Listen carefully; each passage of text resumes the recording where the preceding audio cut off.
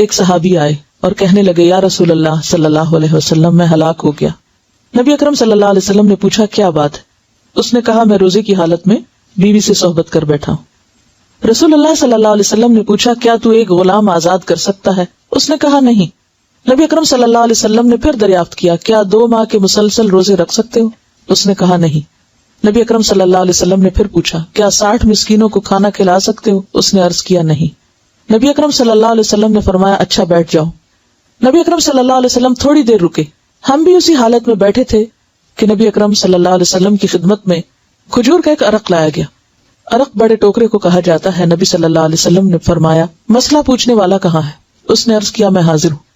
نبی اکرم صلی اللہ علیہ وسلم نے فرمایا یہ کھجوریں لے جاؤ اور صدقہ کر دو۔ اس نے عرض کیا یا رسول اللہ صلی اللہ علیہ وسلم کیا صدقہ اپنے سے زیادہ محتاج لوگوں کو دوں؟ واللہ مدینہ کی ساری آبادی میں کوئی گھر میرے گھر سے زیادہ محتاج نہیں۔ رسول اللہ صلی اللہ علیہ وسلم ہنس دیے یہاں تک کہ نبی اکرم صلی اللہ علیہ وسلم کی ڈاڑیں نظر آنے لگی۔ نبی اکرم صلی اللہ علیہ وسلم نے فرمایا اچھا جاؤ اپنے گھر والوں کو ہی کھلا دو۔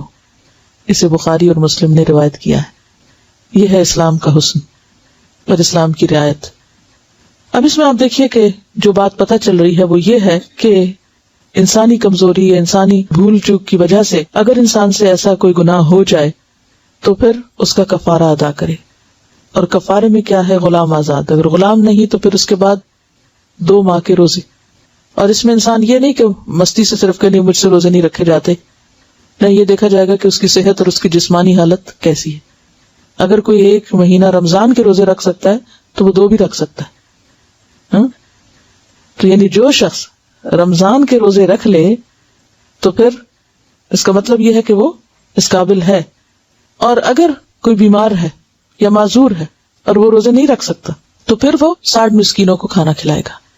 اور اگر کوئی غریب ہے اور وہ نہیں کھلا سکتا تو پھر اس کو کچھ دیا جائے گا کہ وہ آگے کسی کو کھلا سکے۔ اب آپ نے یہ نہیں کہا اچھا پھر جاؤ تم کچھ بھی نہ کرو، کہا بیٹھ جاؤ۔ اور بٹھایا کس لیے؟ کہ کوئی اس کی مدد کی جائے تاکہ وہ اپنا کفارہ ادا کر سکے، کیونکہ روزے کی عبادت اتنی اہم عبادت ہے کہ یہ نہیں کہ ایسے انسان جان بوجھ کے توڑ دے، اس کو مذاق میں توڑ دے یا کسی وجہ سے یا مستی میں، اور پھر اس کے بعد کہ نہیں وہ تو فلاں صحابی نے ایسا کیا تھا، انہوں نے کچھ بھی نہیں کیا تھا تو میں بھی کچھ نہیں کر۔ نہیں، اس سب کے پیچھے وجہ ہے کیونکہ انتہائی فقیر شخص تھا، لہٰذا غلام کہاں سے آزاد کرتا؟ کھانے کو نہیں ملتا تھا، اتنا کمزور ہوگا کہ 2 مہینے کے روزے بھی نہیں رکھ سکتا، اور پھر 60 مسکینوں کو کھانا کہاں سے کھلاتا جس کے اپنے گھر کھانا نہیں۔